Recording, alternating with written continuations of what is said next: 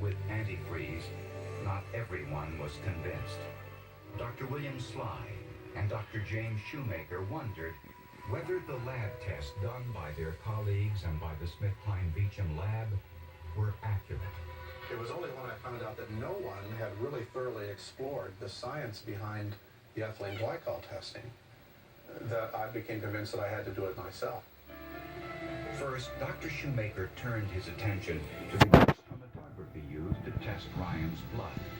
In gas chromatography, the sample is vaporized and sent down the tube with an inert gas.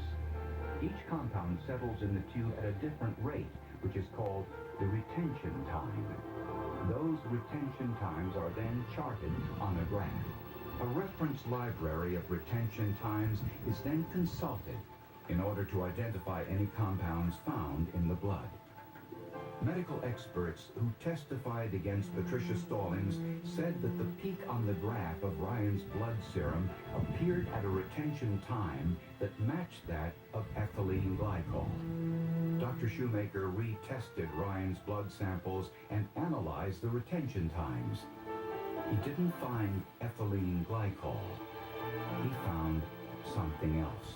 There was a compound that was very highly elevated in the serum, a compound called propionic acid, that comes off very close, but not identically, with ethylene glycol. And he and I speculated that that might be the basis of a misidentification that led to the incorrect diagnosis of ethylene glycol poisoning.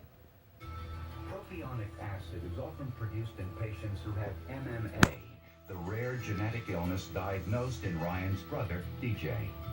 The only difference between propionic acid and ethylene glycol is a few carbon atoms. To find out if other labs were capable of misreading propionic acid as ethylene glycol, Dr. Shoemaker sent blood samples spiked with propionic acid to 7 different laboratories.